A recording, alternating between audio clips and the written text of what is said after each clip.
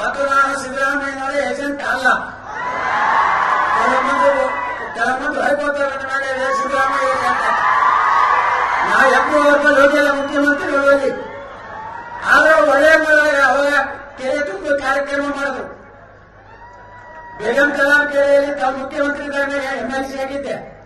ಅವಾಗಲೂ ನಿಮ್ಮ ಅಭಿನಂದನೆಗಳನ್ನ ಧನ್ಯವಾದಗಳನ್ನು ನಾನು ಸಲ್ಲಿಸಿದ್ದೇನೆ. ಇವತ್ತಿಗೂ ವಿಜಯಪುರದಲ್ಲಿ ಅಕ್ಕಮಹಾದೇವಿ ಯೂನಿವರ್ಸಿಟಿ ಹೆಸರಿಟ್ಟಂತ ನಿಮಗೆ MD ಪಾಟೀಲ್ಗೆ ಬಸ್ ಸ್ಟ್ಯಾಂಡ್ಗೆ ಚೆನ್ನಮ್ಮನ ಮೂರ್ತಿ ಕೊಟ್ಟರು. ಅಲ್ಲಿ ಜಾಗ ಕೊಡಿಸಿದಂತ ನಿಮಗೆ MD ಪಾಟೀಲ್ಗೆ ರಾಮಲಿಂಗರಾವ್ ಅಭಿನಂದನೆ. ಇದಕ್ಕೇನು ₹1,00,000 ಬೇಕಾಗುದಿಲ್ಲ. ಇದಕ್ಕೇನಾದ್ರು ಪಕ್ಷದ ಧನ್ಯವಾದ ಹೇಳಕ್ಕೆ ಹೋಗ್ಬೇಕಾ? ಅದ್ರ ಜೊತೆಗೆ ಇವತ್ತು ವೀರರಾಣಿ ಕಿತ್ತೂರು ಚೆನ್ನಮ್ಮನವರ ಬಗ್ಗೆ, ಅವರ ಇತಿಹಾಸದ ಬಗ್ಗೆ ನಮ್ಮ ಜಿಲ್ಲಾ ಉಸ್ತುವಾರಿ ಸಚಿವರು ಹೇಳಿದ್ದಾರೆ. ನಾ ಹೆಚ್ಚು ವಿವರಣೆಗೆ ಹೋಗುವುದಿಲ್ಲ. ಆದ್ರೆ ಇನ್ನೊಂದು ವಿಚಾರವನ್ನು ನಾನು ಹೇಳಬೇಕು. ಇಲ್ಲಿ ಸಂಗೊಳ್ಳಿ ರಾಯಣ್ಣ ಪೂರ್ವಜರು ಬಿಜಾಪುರ ಜಿಲ್ಲೆ ಅವರೇ. ಇದೇ ಹತ್ತಿರಕಿ ಅವರ ಪೂರ್ವಜರು ಅವತ್ತಿನ ಕಾಲ ಅನಿವಾರ್ಯವಾಗಿ ನಮ್ಮ ಬಿಜಾಪುರದಿಂದ ಬರಗಾಲ ಇತ್ತು. ಬರಗಾಲ ನಾಡಿದ್ದಾಗ ಆ ಸಂಗೊಳ್ಳಿ ರಾಯಣ್ಣನ ಪೂರ್ವಜರು ಸಂಗೊಳ್ಳಿ ಹೋಗಿ ಅಲ್ಲಿ ವಾಸನೆ ಮಾಡಿದ್ರು. ಹೀಗಾಗಿ ಸಂಗೊಳ್ಳಿ ರಾಯಣ್ಣ ಭೂಮಿನೂ ಬಿಜಾಪುರದ ಅನ್ನುವಂಥದ್ದು ನಾವೆಂದು ನೆನಪಾಗಕ್ಕೆ ಸಾಧ್ಯ ಇಲ್ಲ. ತಾಯಿ ಮಗನ ಸಂಬಂಧ ಬರೇ ವೀರರಾಣಿ ಕಿತ್ತೂರು ಚೆನ್ನಮ್ಮ ಅಥವಾ ಸಂಗೊಳ್ಳಿ ರಾಯಣ್ಣ ಹೋರಾಟ ಅಡ್ಡೆ ಮಾಡಿಲ್ಲ. ಎಲ್ಲಾ ಜನಾಂಗದವರು ವೀರರಾಣಿ ಕಿತ್ತೂರು ಚೆನ್ನಮ್ಮನ ವಿಶ್ವಾಸದ ಪಾತ್ರದಲ್ಲಿರುವಂತಹ ಸುಮಾರು 7-8 ಜನ ಏನು ಥ್ಯಾಕರೆ. ಬಹುಶಃ ಜಗತ್ತಿನಾಗ ಇವತ್ತು ಥ್ಯಾಕರೆ ಒಬ್ಬ ICS ಇವಾಗ IAS ಇವಾಗ ICS ಆಫೀಸರ್ನ ಹೊಡೆದವರು ಯಾರಪ್ಪ ಅಂದ್ರ ಅಂಟೂರು ಬಾಳಪ್ಪನವರು ವಾಲ್ಮೀಕಿ ಜನಾಂಗದವರು. ಸಂಗೊಳ್ಳಿ ರಾಯಣ್ಣ ಹಾಲಮತ ಸಮಾಜ. ಅದರ ಜೊತೆಗೆ ಎಲ್ಲ ಸಮಾಜದವರ ಒಟ್ಟರೆ ಎಲ್ಲನೇ ಬಂಜಾರ ಸಮಾಜದವರೇ.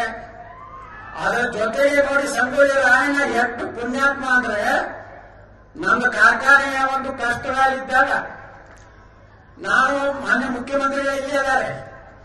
ನಾನು ಬೆಳಗಾವಿ ಅಧಿವೇಶನ ಹೋದ ವರ್ಷ ಮುಗಿಸಿಕೊಂಡು ಸಂಗೊಳ್ಳಿ ರಾಯಣ್ಣನ ಒಂದು ಪವಿತ್ರವಾದಂತಹ ಗಲ್ಲಿಗೆ ಹೆಸರಂತ ಸ್ಥಳಕ್ಕೆ ಹೋಗ್ಬೇಕಂತ ಹೋದೆ. ನನಗೆ ಆಶ್ಚರ್ಯ ಆಗಿದೆ. ಆ ಪವಾಡ ಪುರುಷ ಸುಪ್ರೀಂ ಕೋರ್ಟ್ನಲ್ಲಿ ನನ್ನ ಕಾರ್ಖಾನೆ ಕೇಸು ಇನ್ನ ಸಂಗೊಳ್ಳಿ ರಾಯಣ್ಣನ ಒಂದು ಪವಿತ್ರ ಭೂಮಿಯ ಒಳಗೆ ಕಾಲಿಡ್ತಾ ಇದ್ದೆ. ಸುಪ್ರೀಂ ಕೋರ್ಟ್ನಲ್ಲಿ ನಾ ಗೆಲ್ಲುವಂತ ಒಂದು ಆದೇಶ ಆಯ್ತು. ನಾನು ಮಾದೇವಪ್ಪ ಸಾಹೇಬ್ ಮಾತಾಡ್ತಾ ಇದ್ದೀವಿ. ಈ ಒಂದಿನ ಹೋರಾಟಗಾರರು ಸ್ವಾರ್ಥಕ್ಕಾಗಿ ಒಂದು ಹೋರಾಟ ಮಾಡಲಿಲ್ಲ, ಕುರ್ಚಿಗಾಗಿ ಹೋರಾಟ ಮಾಡಲಿಲ್ಲ. ಇವತ್ತು ವೀರರಾಣಿ ಕಿತ್ತೂರು ಚೆನ್ನಮ್ಮನವರ ಗಡ್ಡಿ ನಿಂತಿರ್ಬೇಕಾದ್ರೆ ಸಂಗೊಳ್ಳಿ ರಾಯಣ್ಣ, ಅಂಟೂರು ಬಾಳಪ್ಪ, ಯೋಧರ ಎಲ್ಲಣ್ಣ ಇವರೆಲ್ಲ ರೊಕ್ಕಕ್ಕಾಗಿ ನಿಲ್ಲಲಿಲ್ಲ. ಈ ದೇಶದ ಸ್ವಾತಂತ್ರ್ಯಕ್ಕಾಗಿ ಹೋರಾಟ ಮಾಡುವಂತ ಪುಣ್ಯಾತ್ಮರು. ನಾವು ಬರೀ ವೀರರಾಣಿ ಕಿತ್ತೂರು ಚೆನ್ನಮ್ಮ ಒಂದು ಜಾತಿಗೆ ಹೋಲಿಸ್ತೀವಿ ಅಲ್ಲ.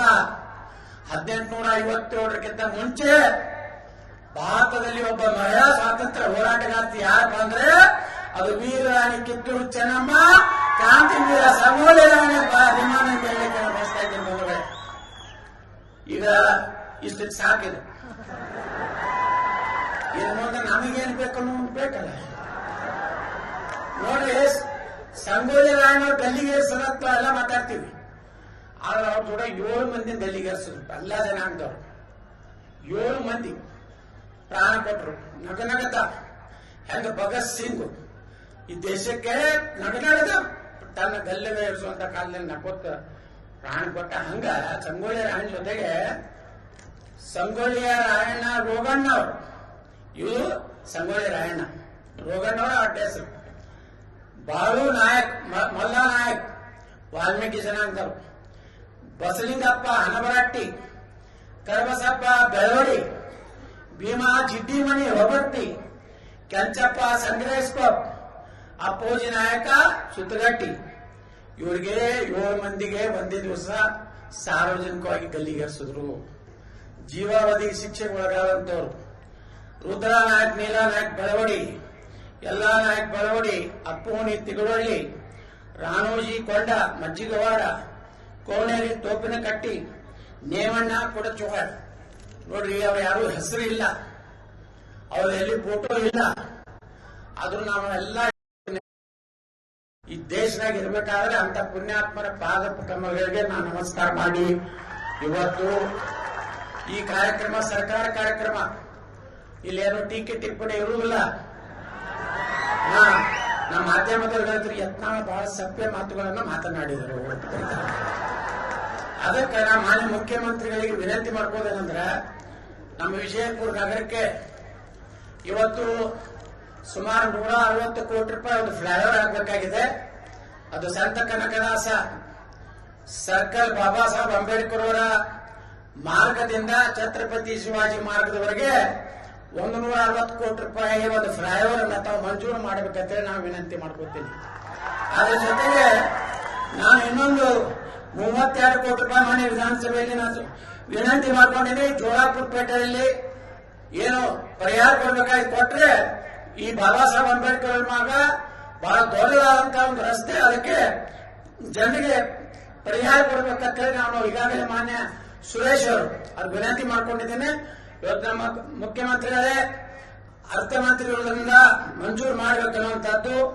ಅದೇ ರೀತಿ ಈಗಾಗಲೇ ದ್ರಾಕ್ಷಾ ಮಂಡಳಿಗೆ ಮಾನ್ಯ ವಿಧಾನಸಭೆಯಲ್ಲಿ ಮುಖ್ಯಮಂತ್ರಿಗಳು ಹೇಳಿದ್ದಾರೆ 100 ಕೋಟಿ ಕೊಡ್ತೀನಿ ಅಂತ ಹಿಂದಿನ ಬೆಳಗಾವಿ ಅಧಿವೇಶನದಾಗ ಹೇಳಿದ್ರು. ಮಾನ್ಯ ಹೇಳಿದ್ರು ಬರೀ 10 ಕೋಟಿ, ಎಷ್ಟು ಬೇಕಾದ ಕೊಡ್ಲಿಕ್ಕೆ ನಾವು ರೆಡಿ ಮಿಸ್ಟರ್ ಯತ್ನಾಳ್ ಅಂತ ಹೇಳಿದ್ದಾರೆ.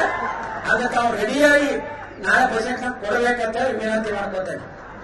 ಅದೇ ರೀತಿ ಇಷ್ಟು ನನ್ನ ಬೇಡಿಕೆ ಹೆಚ್ಚಿಗೆ ಬೇಡಿಕೆ ಬಳಕ ನಾನು ಉಳಿಸಲ್ಲ. ತಾವು ಅಭಿನಂದನೆ ಸಲ್ಲಿಸಿ ನಿಮಗೂ ಹೆಚ್ಚು ಚಪ್ಪಾಳೆ ಹೊಡೆಯೋದಕ್ಕೆ ಅಭಿನಂದನೆ ಸಲ್ಲಿಸಿ ಈ ಕಾರ್ಯಕ್ರಮ ಸರ್ಕಾರ ಕಾರ್ಯಕ್ರಮ, ಇಲ್ಲೇನು ಟೀಕೆ ಟಿಪ್ಪಣಿ ಇರುವುದಿಲ್ಲ.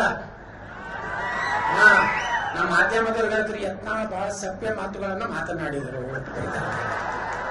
ಅದಕ್ಕೆ ನಾ ಮಾನ್ಯ ಮುಖ್ಯಮಂತ್ರಿಗಳಿಗೆ ವಿನಂತಿ ಮಾಡ್ಕೋದೇನಂದ್ರೆ, ನಮ್ಮ ವಿಜಯಪುರ ನಗರಕ್ಕೆ ಇವತ್ತು ಸುಮಾರು 160 ಕೋಟಿ ರೂಪಾಯಿ ಒಂದು ಫ್ಲೈಓವರ್ ಆಗಬೇಕಾಗಿದೆ. ಅದು ಸಂತ ಕನಕದಾಸ ಸರ್ಕಲ್ ಬಾಬಾ ಸಾಹೇಬ್ ಅಂಬೇಡ್ಕರ್ ಅವರ ಮಾರ್ಗದಿಂದ ಛತ್ರಪತಿ ಶಿವಾಜಿ ಮಾರ್ಗದವರೆಗೆ 160 ಕೋಟಿ ರೂಪಾಯಿ ಒಂದು ಫ್ಲೈಓವರ್ ಅನ್ನ ತಾವು ಮಂಜೂರು ಮಾಡಬೇಕಂತೇಳಿ ನಾವು ವಿನಂತಿ ಮಾಡ್ಕೋತೀನಿ. ಅದ್ರ ಜೊತೆಗೆ ನಾನು ಇನ್ನೊಂದು 32 ಕೋಟಿ ರೂಪಾಯಿ ಮಾನ್ಯ ವಿಧಾನಸಭೆಯಲ್ಲಿ ನಾನು ವಿನಂತಿ ಮಾಡ್ಕೊಂಡಿದ್ದೀನಿ. ಜೋಳಾಪುರ ಪೇಟೆಯಲ್ಲಿ ಏನು ಪರಿಹಾರ ಕೊಡ್ಬೇಕಾಗಿ ಕೊಟ್ರೆ ಈ ಬಾಬಾ ಸಾಹೇಬ್ ಅಂಬೇಡ್ಕರ್ ಮಾರ್ಗ ಬಹಳ ದೊಡ್ಡದಾದಂತಹ ಒಂದು ರಸ್ತೆ, ಅದಕ್ಕೆ ಜನರಿಗೆ ಪರಿಹಾರ ಕೊಡಬೇಕಂತೇಳಿ ನಾನು ಈಗಾಗಲೇ ಮಾನ್ಯ ಸುರೇಶ್ ಅವರು ಅದು ವಿನಂತಿ ಮಾಡ್ಕೊಂಡಿದ್ದೇನೆ. ಇವತ್ತು ನಮ್ಮ ಮುಖ್ಯಮಂತ್ರಿಗಳೇ ಅರ್ಥಮಂತ್ರಿಗಳಿಂದ ಮಂಜೂರು ಮಾಡಬೇಕನ್ನುವಂತಹದ್ದು. ಅದೇ ರೀತಿ ಈಗಾಗಲೇ ದ್ರಾಕ್ಷಾ ಮಂಡಳಿಗೆ ಮಾನ್ಯ ವಿಧಾನಸಭೆಯಲ್ಲಿ ಮುಖ್ಯಮಂತ್ರಿಗಳು ಹೇಳಿದ್ದಾರೆ 100 ಕೋಟಿ ಕೊಡ್ತೀನಿ ಅಂತ ಹಿಂದಿನ ಬೆಳಗಾವಿ ಅಧಿವೇಶನದಾಗ ಹೇಳಿದ್ರು. ಮಾನ್ಯ ಹೇಳಿದ್ರು ಬರೀ 10 ಕೋಟಿ, ಎಷ್ಟು ಬೇಕಾದ ಕೊಡ್ಲಿಕ್ಕೆ ನಾವು ರೆಡಿ ಮಿಸ್ಟರ್ ಯತ್ನಾಳ್ ಅಂತ ಹೇಳಿದ್ದಾರೆ. ಅದಕ್ಕೆ ನಾವು ರೆಡಿಯಾಗಿ ನಾಳೆ ಬಜೆಟ್ ಕೊಡಬೇಕಂತ ಹೇಳಿ ವಿನಂತಿ ಮಾಡ್ಕೋತೇನೆ. ಅದೇ ರೀತಿ ಇಷ್ಟು ನನ್ನ ಬೇಡಿಕೆ ಹೆಚ್ಚಿಗೆ ಬೇಡಿಕೆ ಬಳಕ ನಾನು ಉಳಿಸಲ್ಲ. ತಾವು ಅಭಿನಂದನೆ ಸಲ್ಲಿಸಿ ನಿಮಗೂ ಹೆಚ್ಚು ಚಪ್ಪಾಳೆ ಹೊಡೆಯೋದಕ್ಕೆ ಅಭಿನಂದನೆ ಸಲ್ಲಿಸಿ